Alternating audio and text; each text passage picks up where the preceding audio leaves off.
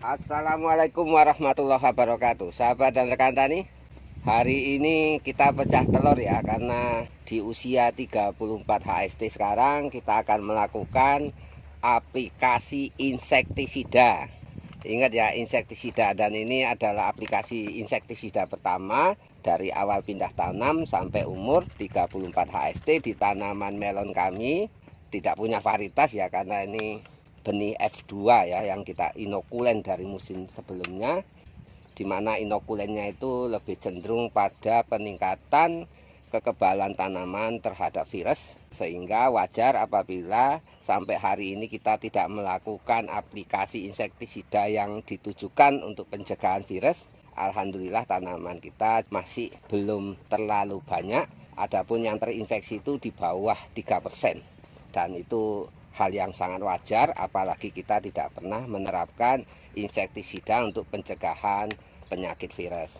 Nah, di sini karena kebetulan di seputaran kita itu banyak petani bawang, dan sekitar 2 minggu lagi mulai panen bawang, maka kita melihat setiap hari bahkan pagi sore tetangga-tetangga sawah kita menyemprot tanaman bawangnya dengan insektisida untuk tujuan pengendalian ulat.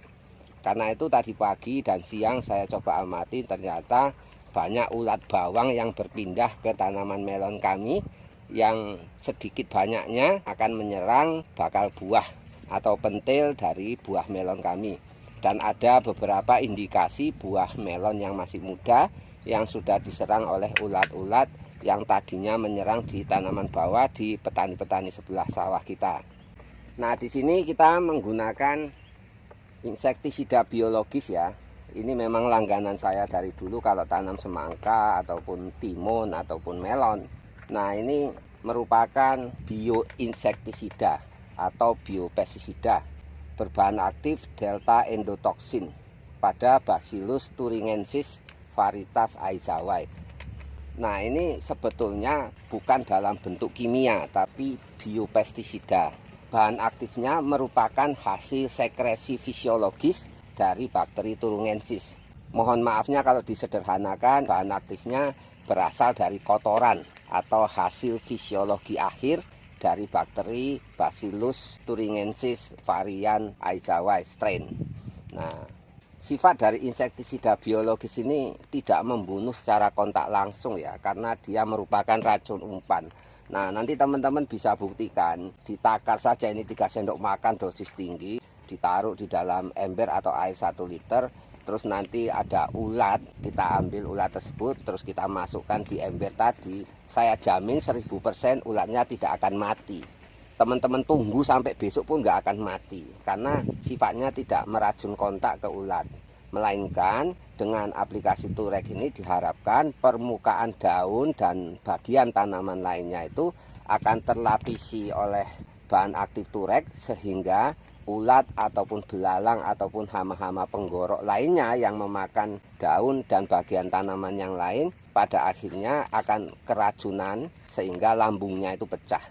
Nah, biasanya kalau saya menggunakan Turek, saya amati di tanaman banyak ulat-ulat yang non-aktif, artinya pasif ya. Diam saja kalau habis memakan daun tanaman yang sudah disemprot Turek. Dan biasanya setelah itu akan terjadi pecah perut.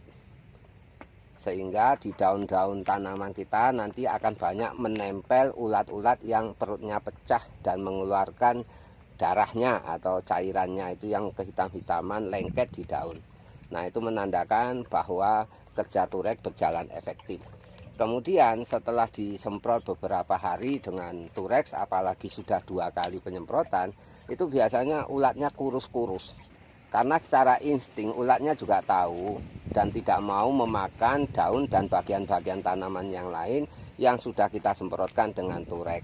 Memang kalau kita lihat secara gamblang, dari cara kerja insektisida biologi Turek ini tidak memuaskan, nggak marem kalau orang Jawanya bilang, karena begitu disemprotkan nggak langsung nampak serta-merta ulatnya itu mati. Tapi insya Allah tanaman akan terjaga dari hama ulat dan belalang.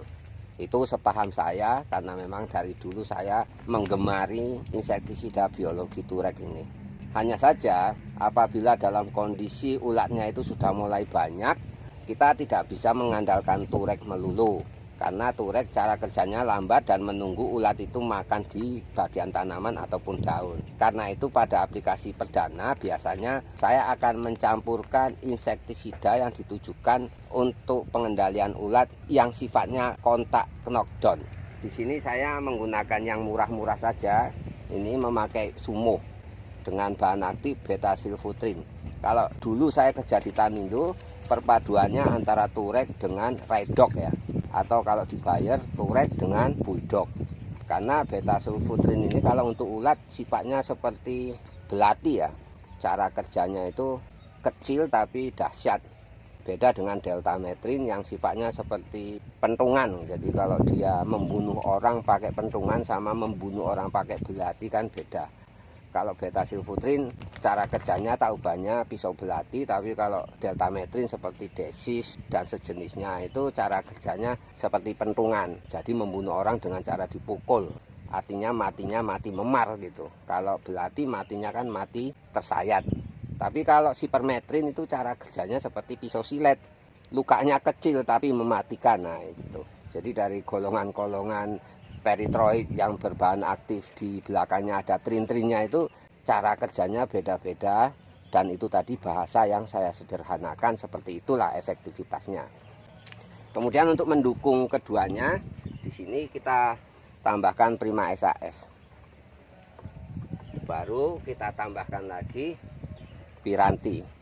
Prima SAS dan Piranti dari SAS dan memang ditujukan untuk pencegahan hama penyakit, tapi kalau Piranti ini lebih cenderung ditujukan untuk jenis ulat, belalang, orong-orong dan jangkrik. Dosis yang kita pakai tureknya 3 sendok makan, kemudian sumonya 25 ml, baru Prima SAS-nya 75 ml, kemudian Pirantinya 75 ml. Untuk Piranti dan Prima SAS kita gunakan dosis tinggi karena selain untuk pencegahan dan pengendalian hama, tujuannya juga sebagai asupan nutrisi ke tanaman. Jadi andai pun dosis tinggi kita tidak terlalu rugi karena ada 2 manfaat di situ. Yang pertama untuk mencegah hama dan penyakit, dan yang kedua sebagai asupan nutrisi ke tanaman.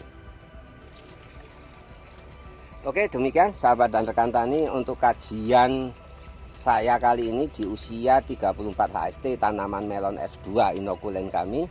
Semoga bermanfaat. Barakallahu fikum. Wassalamualaikum warahmatullahi wabarakatuh.